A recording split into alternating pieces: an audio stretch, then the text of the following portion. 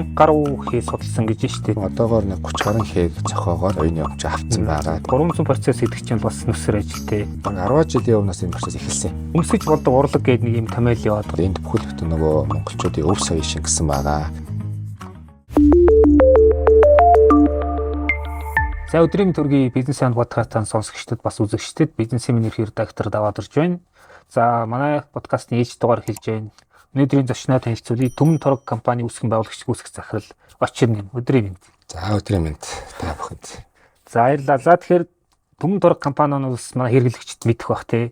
Тэгээд торог гэдэг зүйлд одоо өөрийн инновацийг шингээгээд энэ зах зээлд ялгараад явж байгаа юм компани. Тэгэхээр хамгийн ихний асуулт бол нэг чулуутай танилцсан түүх гэдэг шиг таны торогтой танилцсан түүхийг сонирхох хэлдэг тий. За миний хувьд бол торогтой бол нэлээд багасаа танилцсан байгаа.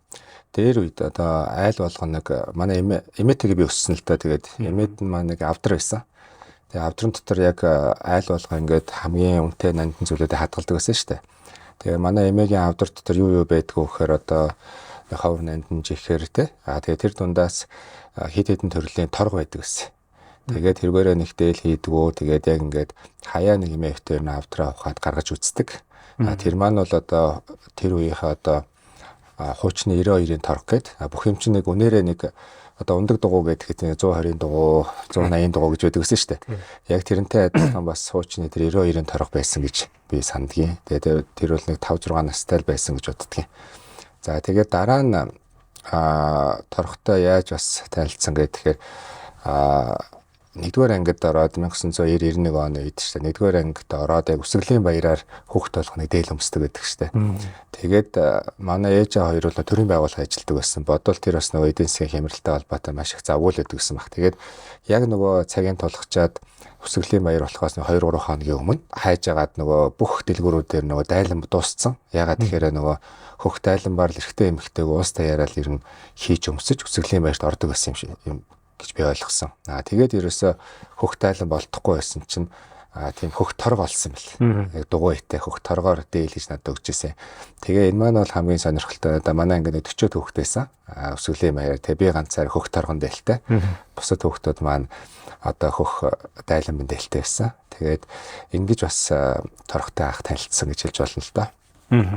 Гэхдээ та ч яг их сургууль сурахтаа бол бас яг торгоны чиглэлээр яваагүй юм байл шүү дээ. Илүү эдийн засгийн бизнесийн талдаа явсан. Тэгээд мэргэжил эзэмсэн түүх эргээ тэгээ торготойгоо бас дахин танилцсан түүхэн ярил. За тэрний дараа манай ээж хоёр бол яг төрийн байгууллагад ажиллаж байгаад бас хуваарь бизнес эрхлээд торгоны бизнес эрхэлдэг байсан. Тэгээ миний хувьд бол банк санхүүгийн чиглэлээр сонирхолтой байсан учраас тэгээд эдийн засгч мэргэжил эзэмшээд тэгээд их сургуулаа төгсөөд банкнд ажиллаж байсан. Тэгээ банкнд ажиллаад одоо алт валют арилжаа бүртгэл тооцоо, карт гээд банкны бас нэлээд олон талын мэдлэгтэй болоод тэгээд банкны 3 жил орчим ажилласан. Тэгээд ажиллаж байгаад за ер нь бас хувийнхаа бизнесийг, ээж авийнхаа бизнесийг жоохон өргөжүүлээд бас энэ тусад бизнес болох боломж байгаа юм байна гэж олж хараад тэгээд ер нь гэр бүлийнхаа бизнесээ анхаарч эхэлсэн. Тэгээд анх гэр бүлийн бизнесээ өргөжлүүлж яхад бол мэдээж яг торгоны талаар бол мэддэг байсан ч гэсэн яг энэ үйлдвэрлэлийн талаар бол ерөөсөө маш мэдлэг хомс байсан.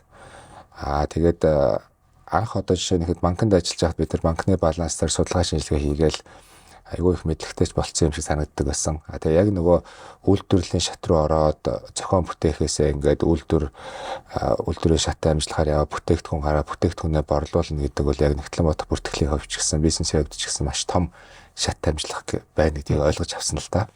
Тэгээд анх энэ эдийн засгийн салбараас яг энэ торг дээлийн салбар руу анх орсон. Тэгэхээр одоо тавл уран бүтээч дизайнер үнтэй. Тэгэхээр бас нэг торг мэдэрдэг бас нэг өөр нэг төрлийн одоо мэдлэг ур чадвар байх гэдэг чинь одоо малд нүдтэй гэдэг шиг торгон нүдтэй байх гэдэг шүү дээ. Тэгэхээр ер нь та яг анх яаж торгыг ойлгодог болсон те энэ материалтай харьцаж за энэ чинь ийм онцлогтой материал гэдэг тэр нэг онцлогийг нь ойлгосон байна. За яг ер нь альва бизнес ч юм уу альва нэг салбарыг ер нь нэг багаас нь л хүүхд байхасаа их зүйлээ мэдэрч илүү бас сайн ойлгох юм болоо гэж боддог л да тий. Тэгээд манай гэр бүлийн хувьд бол яг ээж аав бол яг дээр үед торгоны бизнес эрхэлдэг байсан учраас эхлээд бид хэд чинь бас нөгөө гэртээ бараагаа хураадаг тий. За тэгээд лангуун дээр нь бараагийн зөөж өгдөг, хүргэж өгдөг гээд маш эрт 7-8 настайгаас л эхлээл ер нь торгоны чанарыг үзэж тэр өнгөний мэдрэмж сууж эхэлсэн болов уу гэж боддгийн. За тэгээд одоо бас тэрийг харахад бараг 30 хэдэн жил бас торгоны өнгө гэд нэрийг харцсан. За тэгээд тэр хараад ахаар ер нь яг ингэж нөгөө ямар өнгө хоорондоо зохицох уу те тэрийг одоо яг нөгөө онлайн мэдэхгүй ч гэсэн мэдрэмжээрээ мэддэг болчих юм болов уу гэж бодсон. Тэгээд анх тэр хүүхэд байхасаа л хойш ингэж торгоны өнгө хээ бүх зүйлийг одоо яг бараг одоо 30 жилийн торгоны түүхийг бараг одоо судалсан ч гэхэд хаашаа яг нөгөө миний бага наснаас хойш ингээд өнгөрүүлээд одоо нүдэнд тархинд буусан гэж хэлж болохоор хаа гэж бодож байна. Тэгэхээр таны бизнест одоо өмсөж болдог урлаг гэдэг нэг юм томьёол яваад байгаа шүү дээ. Ерөөдөө танаа одоо брендийн бас нэг тийм гол мессеж. Тэгэхээр энэ үгний цаана нь бас ямар агуулга байгаа тань те ер нь ягаад ийм томьёол бодож олсон бэ? Тэгээд манай компанийн хувьд бол яг энэ өмсөж болдог урлагийг бүтээе гэж уриатаагаар ажилладаг. За тэгээд энэ ямар учиртай ингээд тэгэхээр за уран зургийг ч юм уу хүн хараад таашаал авдаг шүү дээ те. За тэгээд хөгжмийг ингээд сонсоод гэх мэтчлэн. Тэгэхэд бид бүхэн одоо энэ дээл хувцас хийж байгаагийн давуу тал нь гэдэг юм бол энд бүхэл бүтэн нөгөө монголчуудын өв соёл шингэсэн байгаа. Тэгээд тэр материаланд нь урлагийн бүтээл шингэсэн байна. Тэгээд энэ оёдол хийцэд нь бид бүхний бас уламжлалт арга техникүүд ингээд шингэсэн байна. Тэгээд хамгийн гол нь зүгээр хараад сонсох биш.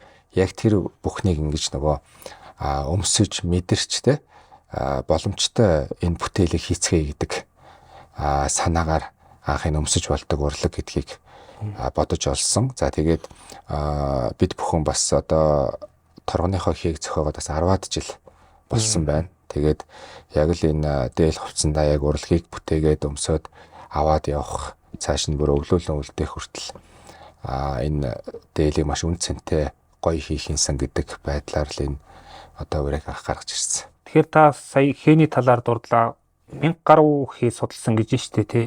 Тэгэхээр эн чинь бол одоо айгуу том тийм одоо судлахтууны том сан үсчээд тий та бараг насан туршидаа ингээ шин загвар гаргахад хүрэлцэхэр ч гэх юм уу тий. Ер нь яг энэ хээг сонгохдоо ч юм уу хээг судлахдаа яг дизайнд оруулахдаа ер нь тэр ямар хөө процесс явдаг вэ? Ер нь хээ таны бизнес тэгээд уран бүтээлч хэвдэр бас ямар ач холбогдолтойг тодруулж ярил. Хээ бол ер нь монголчуудын одоо бэлэгдлийн амин сүнснэ гэж боддог тий. Ер нь монголчууд хэлтгүү энэ Азийн орнууд бол маш их бэлэгдэлтэй ард түмэн байдаг тий. За жишээ нь их юм бол одоо шинэ нэгэнд нэг сайхан шин дээлээ өмсөөд мөрөө гаргаад явхад л тухайн жилийнхаа одоо бүхэл муу мухай зүйлээс гэрүүлээ хамгаалж чинь гэдэг юм уу иймэрхүү бэлэгдлэр монголчуудаас ханддаг штэ. Юмд л ингээ сайхан амны бэлгээс аштын бэлэг гээд сайхан үгийг хэлэлцэж сайн хүнтэй ингэж уулзаж учирч явахыг л бид бүхэн бэлэгдэж амьдардаг ард түмэн байгаа.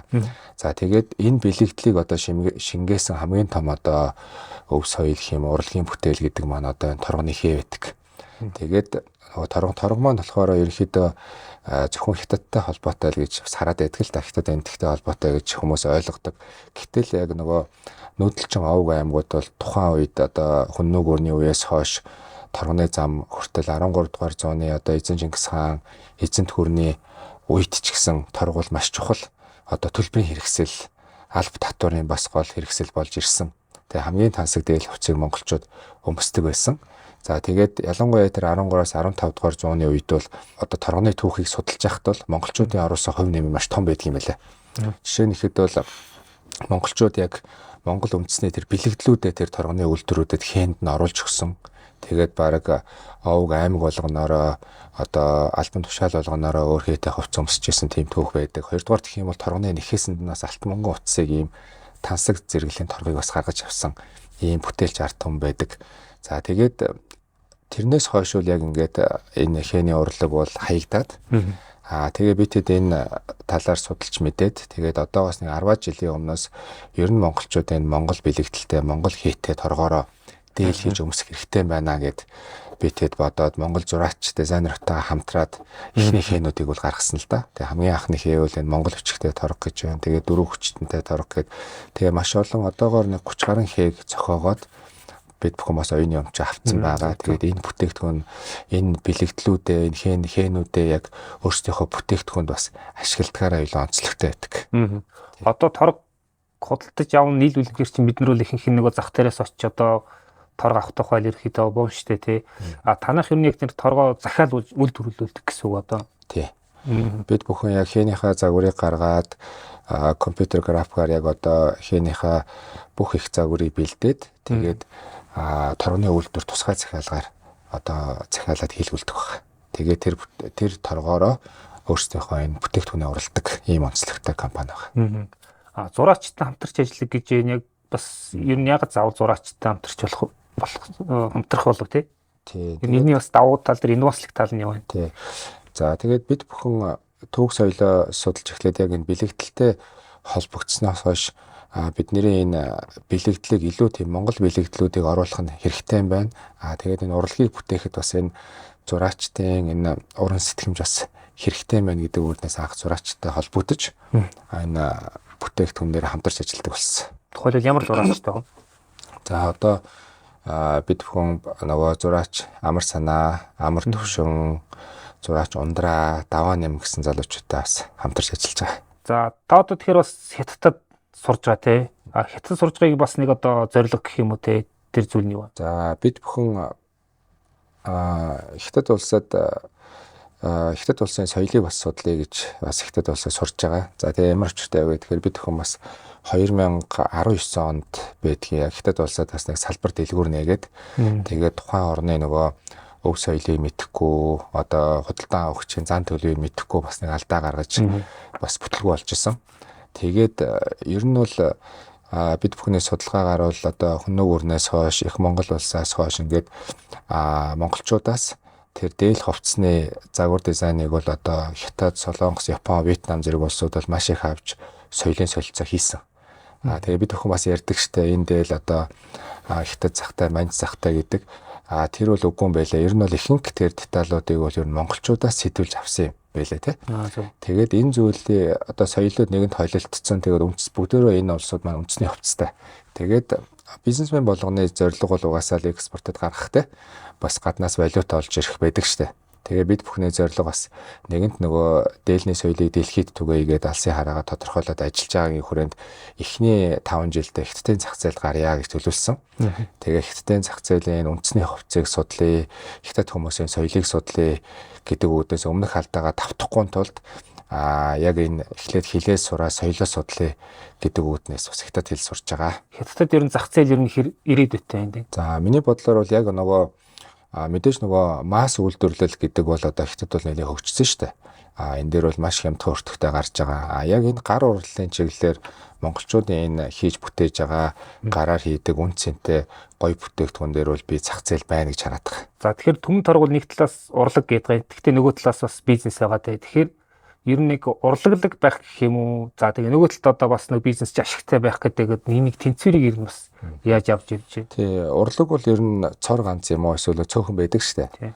За тэгээд үйлдвэрлэлийг харин ашигтай ажиллуулахын тулд олон тоогоор бүтээмж өндөртэй хийх хэрэгтэй байдаг. Тэгээд энэ хоёр дээр бол би болон тий манай баг дотроо бол маш их зөрчилдөөнтэй байдаг л да. Тэгээ байнгын асуудал гарч байдаг. Тэгээд энэ хоёрын тэнцвэрийг олохыг л хичээж ажилладаг.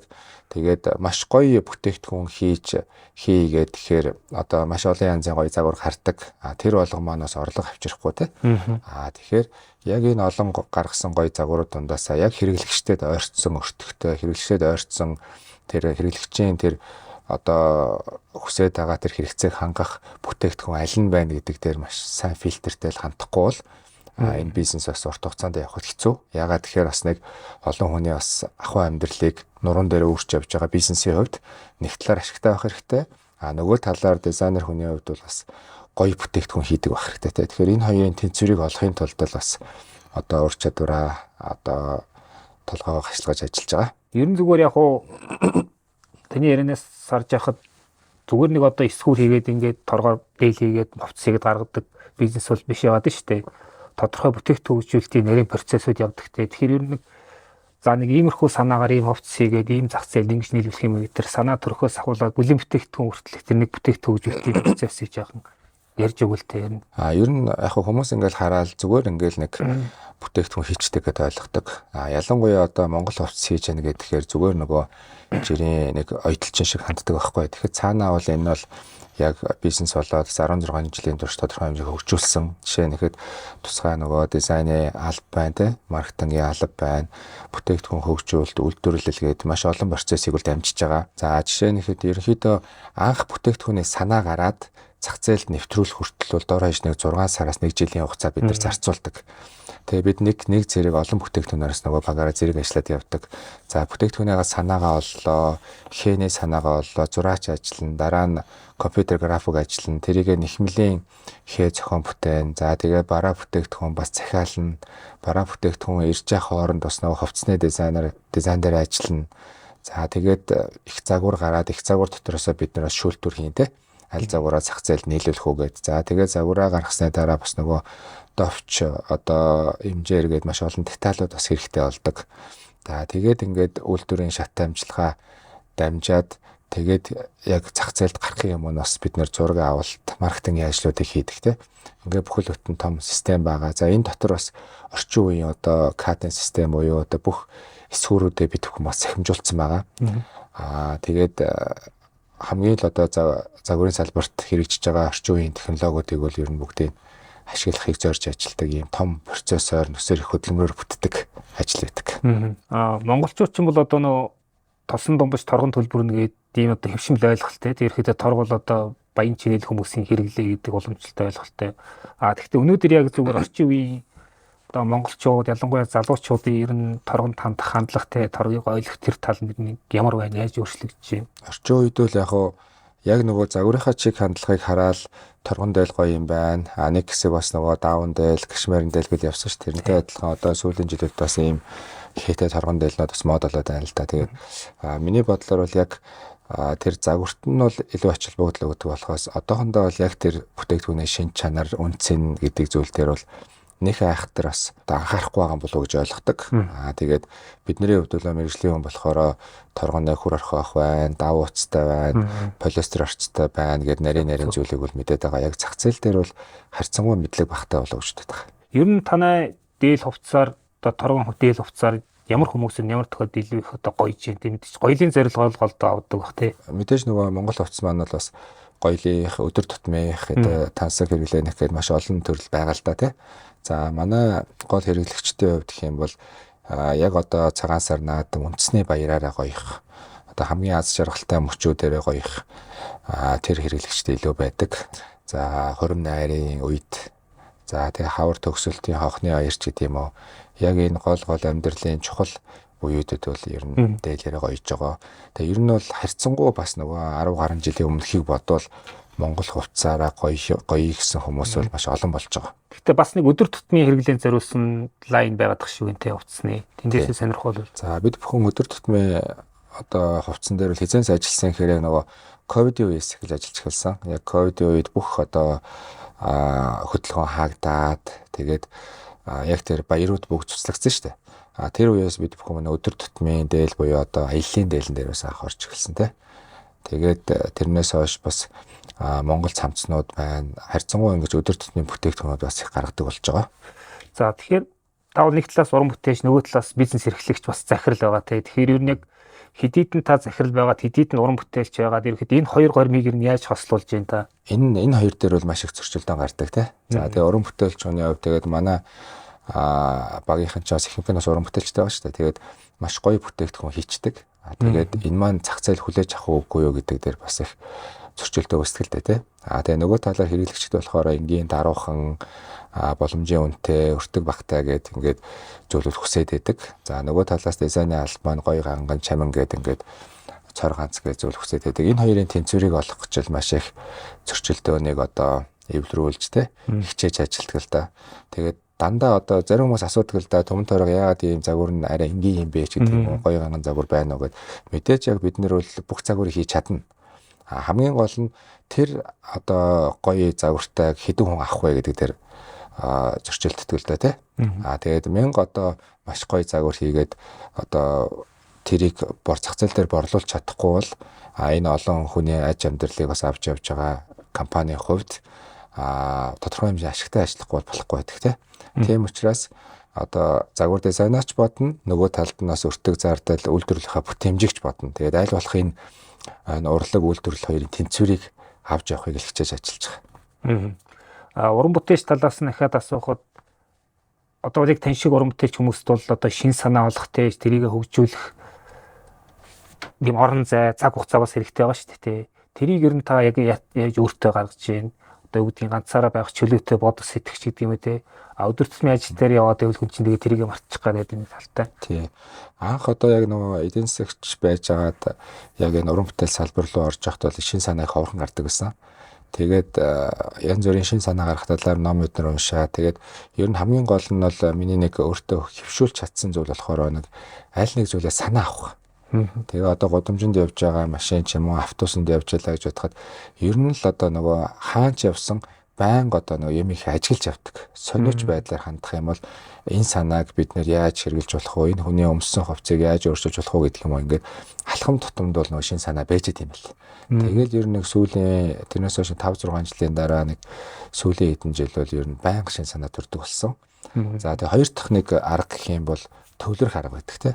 За одоо ингээд орчин үед ер нь залуучууд дунд үеийнхэн гэлтгүү бүгд ингээд нөгөө сошиалд живэдэж штэ. Тэгээд одоо өдөр тутмын скрин тайм нь бол маш өндөр болчиход байдаг. За миний хувьд бол ингээд тооцож үзэхээр багцаагаар нэг 2 цагийн скрин тайм байдаг. Тэрний нэг цаг 30 минут нь бол баг ерөнхийдөө ажлын хувьд судалгаа хийх одоо манай постууд хэр явж гин ч гэдэг юм уу ингээд дүгнэж цэгнэхтэр зарцуулдаг бол тэгээд нэг 30 минутыг ч юм уу хувийн юмдаа зарцуулдаг те. Ингэснээрээ болохоор ингэснээрээ болохоор хүнд нөгөө төвлөрөх одоо боломж гардаг те. Жишээ нь ихэд бид бүхэн одоо нөгөө энэ сошиал дээр ингэж их скрин тайм зарцуулаад байгааг нэг орчин үед хүмүүс тэнэгэрлийн үе гэж яриад байгаа шүү дээ. Ингээ хүмүүс улам л тэнэг болно. Ягаад тэгэхээр сошиал хөгжөөл өгдөг бид бүхэн улам тэнэг болоод байгаа. Ягаад тэгэхээр юм бодохгүй болоод байгаа. Бүх юм ингээ бодитоор ингээ шууд үзүүлчихэд байдаг. Жишээ нь ихэд бид нэр 13 дугаар зууны нэг гэр бүлтэй одооныхоо өөрсний гэр бүлийг хэрвээ харьцуулъя гэж бодъё л да. Тэгэхэд 13 дугаар зууны үеийнх юм бол илүү ухаантай байсан билүү гэж боддог. Ягаад тэгэхээр тэр хүмүүс ч одоо ингээд за малаа хааш нь бэлчээх үү те. Дайснаасаа яаж цухтах уу? Ямар удирдахчийг дагах уу? Тэ? Одоо энэ мөнгө санхүүгийн байдлаа яах вэ? Өвс тэжээл яах вэ гэх мэтчлэн байнгын асуудлыг одоо гэртээ ингэж ярьж хилэлцэж ингэж толгойгоо ажиллуулж штэ. Орчин үед бол бүх юм бэлэн болцсон. Сошиалос бүх юм ингэж нөгөө бэлэн юмыг үзээд байгаа болохоор хүн бодох цаг өөртөө гарахгүй баг. Тийм учраас улмал тэнэг болоод байгаа болоо гэж боддөө штэ. Тийм учраас ялангуяа одоо нөгөө компани захирлууд, менежерүүдийн хувьд бол энэ нэгдүгээрт энэ сошиал хэрэглээг хасаад өөртөө ингэ төвлөрөх цаг л гаргасан дээр болоо гэж боддөг юм. Тэгээ хоёрт энэ гудамжаар яваад юмыг аягүй сайн ажиглаа тэндээс ингэж санаа авах нь бол ерөөсөн шин санаа төрөх нэг хоёр гол арга болов гэж бодож байгаа. Тэрнээс гадна бас та чинь бас идэвхтэй аялдаг санагдаж байна те. Ер нь бас энэ бас нэг одоо шин санаа олборлох гэх юм уу тэрний зорилго байна уу те. Тий одоо нөгөө аялахад бол нэгдүгээрт одоо нөгөө нэг өдөр тутмын ажилласаа бас нэг тодорхой хэмжээний 3 хоног 5 хоногор салж байгаа шүү дээ тийм. Тэгээ ингээд аялаад явж байхад яг нөгөө яг тэр төвлөрөх боломж гарч байгаа. Тэгээд өөртөөгөө ярилцах одоо гадны орны шин санаа энэ хүмүүсийн аж амьдралыг ажиглаж ингэж өөртөө ярилцаж одоо бодох хугацааг л бас өөртөө гаргаж өгч байгаа гэж боддог. Энэ дээр дөрүүлээд асуухад та чи ингээ одоо нааш цаашаа явж сурж байгаа бас бизнесээсээ хөндөр хэрэгцээ үзэндээ шүү дээ. Гэхдээ бол та бид нар өмнө ярьж яснаар бол зайнаас бизнесээ удирддаг тийм бас одоо тогтолцоог системийг бий болгоцсон гэж хэлсэн. Энэ талаараа жоохон сонирхолж ярил. Ер нь бол ингээд нөгөө орчин үеийн одоо захирал бол заавал нөгөө албан өрөөнөөс бизнесээ удирдах шаардлагагүй гэж бодоод байгаа. Ягаад тэгэхээр ингэж нөгөө холбоо харилцааны системүүд маш их хөгжсөн шүү дээ. Тийм учраас бол зайнаас бол ингэж нөгөө бизнесээ удирдах бүрэн боломжтой гэж харж тэгээд тэрэн дээрээс өөртөө туршилт хийж байгаа л да. Тэгээд миний ажигласнаар бол холбоо харилцааны системийг бол маш сайн ашиглах хэрэгтэй. Хоёрдугаар гэх юм бол бид бүхэн бол компани дээр нэг гардаг нэг манай ч үйлдвэрийн компани болохоор процессыг харьцангуй нөхсөр байгаа. Тэгээд 300 орчим процессыг бол ерөнхийдөө зураглаад процессыг бол ер нь байнга сайжруулж байгаа. Тэгээд миний энэ 20 жилийн бизнесийн одоо туршлагаас гэх юм уу одоо хэдийгээр нөө жижиг дунд бизнес эрхэлдэг ч гэсэн өөрийн гэсний арга барилыг олсон нь тасралтгүй сайжруулах нь чухал юм байна гэдгийг ойлгосон.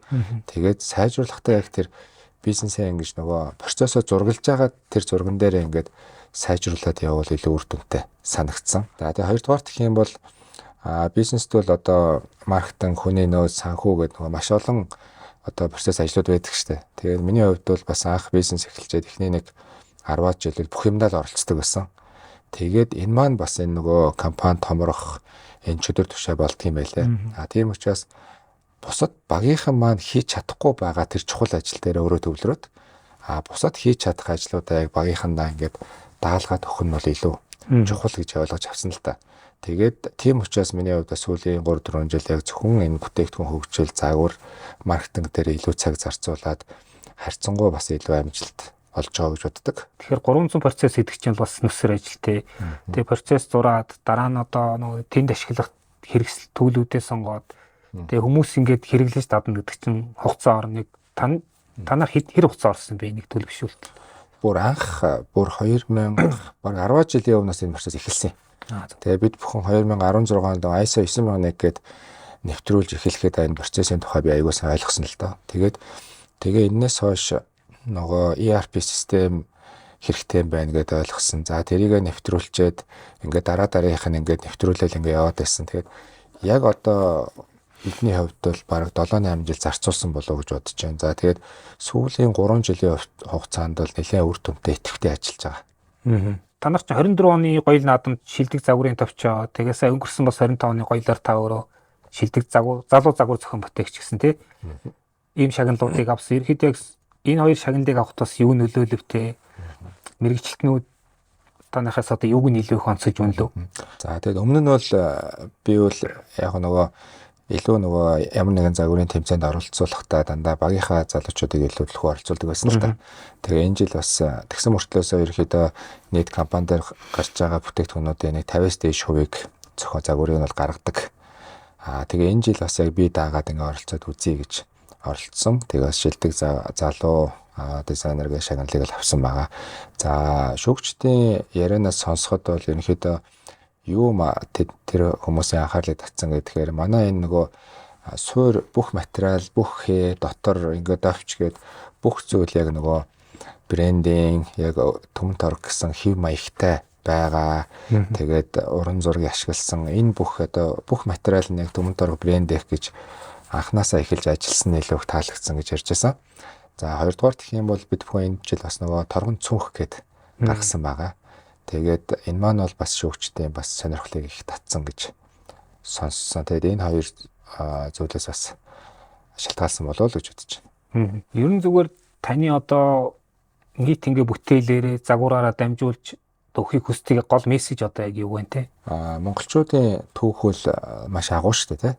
Одоо тухайн үед 13 дугаар зуунд бол дэлхийн талыг эзэлж байсан маш агуу түүхтэй. Тэгээд бид бүхэн одоо тэр Монголын эзэнт гүрэн Чингис хаанаа хэдийгээр бахархдаг ч гэсэн яг ямар процесс нь ямар одоо систем нь одоо тийм болох ч ба гэдэг талаар төдийлөн их анзаардаг те. Тийм учраас тэр тухайн үед одоо эзэнт гүрний хүчрхэгдсэн тэр арга технологи тэр зүйл нь ерөөсөө бидний энэ өв соёлд байдаг юм байна гэдгийг ойлгоод яг энэ өв соёлынхаа судалгаар миний хувьд илүү анхаарч ажиллаж байгаа. Тэгээд бид бүхний манай компаниас илэрхийлэх гээд байгаа нэг гол зүйл гэдэг юм бол одоо энэ өв соёлыг бас нөгөө арт түмэндээ зах зээлдээ илүү түгээе гэж бодож байгаа л да. Жишээ нь ихэд манайх нэг шинэ бүтээгдэхүүн гарлаа гэхэд тэр бүтээгдэхүүнийг зах зээлдээ 30 ширхгийг үйлдвэрлэе гэж бодъё л да тий. Тэгэхэд тэр 30 ширхэг бүтээгдэхүүнийг одоо 30 ширхэг хэрэглэгчдэд зориулж бүтээгдэхүүн гаргасан ч гэсэн тэрний зураг авалт, видео контентыг 300 мянган үзлээ гэж бодъё тий. Тэгэхэд 30 хүн маань 300 мянгатай харьцуулахад 0.1% болчиход байгаа байхгүй. Тэгэхээр 99.9% нь одоо манай бүтээгдэхүүн худалдаж авахгүй ч гэсэн бидний бүтээгдэхүүнээр дамжуулаад маш их өв соёлыг тэр сайхан Монгол үндэснээ гэсэн бахархсан тэр мэдрэмжийг авдаг болоо гэж боддог. Сүүлийн үед ихтэй залуучуудын дээл өмсөх соёл нь илүү их тийм гоё болоод байх шүү дээ. Нэг тань юу мэдрэгдэж байна юм. Тэгээ харьцангуй ер нь сүүлийн үеийн орчин үеийн залуучууд бол ер нь бас өв соёлоо сонирхъя, судлаа гэдэг үүднээс бас өв соёлоор ялгарыг гэдээ бас Монгол хувцаа бол харьцангуй өмсдөг болсон байна. Тэгээ бид бүхэн бас баярлж байгаа. Тэгээд энэ бол бас бид бүхэн болоод яг энэ манай зах зээл дээр ажиллаж байгаа Монголын энэ брэндүүдийн бас ач гавьяа гэж бас боддог. За тэгэхээр одоо морин жил гарах гэж байна. Төмөн торг ер нь яг морин жилдээ бас юу бэлтэж байна? Хэрэглэгчтэй, зах зээлдээ ер нь бас сонирхолтой зүйл юу вэ? За ирж буй одоо энэ морин жилдээ бол бид хүмүүс хэрэглэгчтэй илүү тийм нөгөө өв соёл шингэсэн бүтээгдэхүүнээрээ бас бэлэг барья гэж бодож байгаа. Тэгээд тухайлбал нөгөө Хувлаа хааны үеийн одоо будаатай шаазан байна. За тэгээд Aqua Del, Австрал Del гэдэг манай алдартай бүтээгдэхүүнүүд нь бас шинжлэгдэж байгаа. Арай өөр болж байгаа. За гэх мэтчлэн илүү харьцангуйд ийм өв соёл шингэсэн бүтээгдэхүүнээр илүү анхаарч ажиллая гэсэн төлөвлөгөөтэй байгаа. За. Энд нэг асуулт дотоо шүү дээ. Ерөн зүгээр бас уран бүтээлч хүний хувьд бас ингээд та бол одоо байнгын бүтээлч горимд ажилладаг те. Ер нь цаашдаа ямар шинэ ур чадваруудад суралцж юуг илүү их одоо шинээр мэдэх хүсэлтэй байна. Тэгээ сүүлийн үед болохоор миний хувьд бол энэ AI ашиглаад энэ код бичих ур чадвараа илүү суралцж байгаа л да тий. Тэгээд ер нь яг зөв би ингээд боддгийн ер нь хүн одоо залуу менежер байна уу, гүйцэтгэх захирал байна уу тий. Орчин үед бол нэг хэд хэдэн зүйлийг илүү маш сайн сурах хэрэгтэй гэж боддог. За нэгдүгээрт нь бол англи хэл байна тий. Тэгээ хятад хэл байна. Тэгээд энийг яагаад сурах хэрэгтэй гэвэл англи хэлийг бол миний бодлоор бол нөгөө яг миний амьдралд бол англи хэл сурснараа бол маш их нэмэр болсон. Мэдээллийг хамгийн түрүүнд авдаг. Ямар ч оронд очиод бас аялаад ярьж болж боломжтой. Тэгээд англи хэлийг бол ер нь мэдлэгийн хэл гэж хэлж болно те. Орчин үедээ залуучууд заавал сурах хэрэгтэй. Хятад хэл бол одоо бизнес хэл болж эхэлж байна те. Хятад улс бол маш тийм том бизнесээ маш өндөр соёлтой болж байна те. Тэгээ ер нь бол бизнесээ өргөжүүл томруулъя гэвэл мэдээж хятад улстай зайлшгүй бид нар хамтарч ажиллахаас өөр арга байхгүй. За тэгээ гурав дахь нэг сурах хэрэгтэй зүйл бол бизнесээ удирдаад явхад миний бодлоор ингээд сүүлийн 20 жил судалсан сурсан зүйл бол нэг 100 гаруй номыг уншаад амьдралдаа хэрэгжүүлэх нь чухал юм уу гэж боддгийн. Тэгэхээр жилдээ нэг сардаа нэг ном бизнесийн чиглэлээр за жишээ нь ихэд коучинг ч юм уу те. За хүнтэй харилцах арга техник ч юм уу бизнес модель гэх мэтчлээ ингээд нэг номыг уншаа явахад нэг жилдээ нэг 10 ном уншихад бол яг тэр 100 орчим номыг уншиж дуусгахад 8-аас 10 жил зарцуулагдаад байгаа байхгүй.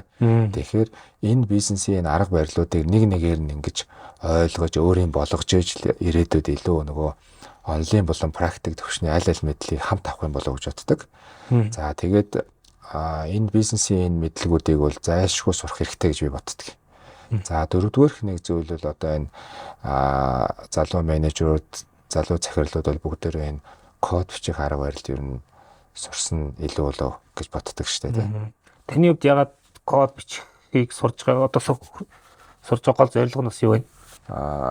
Миний хувьд бол яг эхлээд бас нэг ментор болох ур чадварт илүү суралцж байгаа. За. Тэгээ ямар ч хэрэгтэй вэ гэхээр өмнө нь бол яг би өөрийгөө хөгжүүлж байгаа, тэрийгэ бизнестэй ашиглаж байгаа нь амжилт гэж хардаг байсан бол одоо ингээд компани томорхын ирээр нөө залуу гүйцэтгэх захирлууд, залуу менежерүүдийг сурах шаардлагатай болно те. Тийм учраас одоо менежерүүдийг ингэж сургаж захирал болгож ингэж хөгжүүлэх нь одоо манай компанийн хувьд бас дараагийн амжилт болох гэдэг те. Тийм учраас өөрөө энэ ментор болох ур чадвартаас илүү суралцж сонирхож энэ талаараас илүү судалж байгаа. За тэгээ код бичихийн хувьд гэх юм бол одоо AI ашиглаад нөгөө vibe coding гэж байгаа шүү дээ. Тэр нь бол ямар ч хэрэгтэй вэ гэхээр заавал нөгөө кодын мэдлэггүйгээр бас код бичээд одоо ажлаа хөнгөвчлөх түрүү нэг ярьжсэн 300 процесс гэдээ ярьжсэн шүү дээ. Тэр процессуудыг тодорхой хэмжээнд бас хөнгөвчлөх аргыг одоо автоматжуулах, хяналтыг сайжруулах аргыг бас бид нэр жижиг ажлууд дээр цаг хэмнэхийн аргуудыг бас жижиг аппликейшн юм уу, жижиг вебсайтыг өөрөө хийчих юм уу те. Энэ зүйл дээр цагаа зарцуулснараа vibe coding-ийн аргаар энэ одоо ажлаа илүү хөнгөвчлөх боломжтой гэж харсан.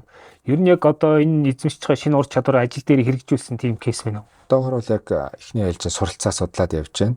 Тэгээ ер нь бол ямар ч байсан ажил дээр хэрэгжүүлэх бүрэн боломжтой гэж хараад байгаа. Та түрүү ментор гэж ярьлаа. Уран бүтээлч хүнд чинь бол бас одоо нэг юм үлгэр авдаг хүн байх гэдэг шүү дээ. Тим хүн танд ямар хүн байна? Одоо уран бүтээлч талаас бизнес талаасаа одоо бизнесийн удирдлага талаасаа бас үлгэр дуурайл авдаг ямар хүн байна? За уран бүтээлч талаасаа яг ингээ нөгөө гадаадын бас хэд хэдэн дизайнерууд байгаа л да тий. Тэгээд DVF гээд дизайнер эмэгтэйг бас илүү хөндлөж явдаг. Тэгээд тэр хүнний маань бас уран бүтээл онцлог нь бол яг минийхтэй төстэй илүү их нөгөө материалаас эхэлж исэн. Тэгээд материалын одоо үйлдвэрт ингэж ажлын гараагаа эхлэе. Тэгээд нас дэлхийн хэмжээний брендийг бүтээсэн хүн байгаа. Тэгээд тэр хүний загваруудыг бас амьдралыг бас судлах дуртай.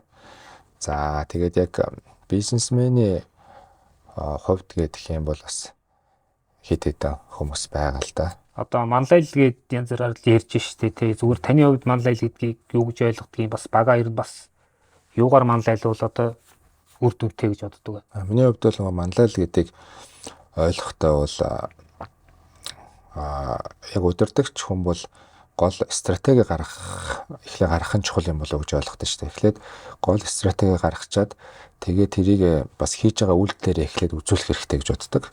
За тэгээд өдөр тутмын ажлыг бол яг нөгөө менежерүүд нь бол яг хийгээ аваа явцдаг.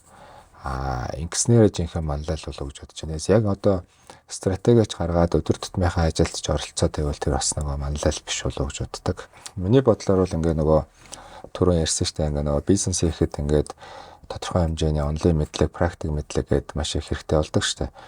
Тэгээд миний нөгөө бас энэ загвар судлахын хажуугаар өв соёлоо судлаад бас энэ орчин үеийн болон нөгөө хуучны түүхүүдийг маш их судалж байгаа. Ялангуяа тэр Монголын өв соёл яагаад эзэнт хөрөн хүчрхэгдсэн талаар илүү судалж байгаа л да. Тэгээд энэ дундаас нэг олж харсан зүйл гэдэг юм бол яг тэр агуу эзэнт хөрөн байгуулагдсан үед болохоор энэ итгэлцэл гэж маш их чухал байсан юм бэл.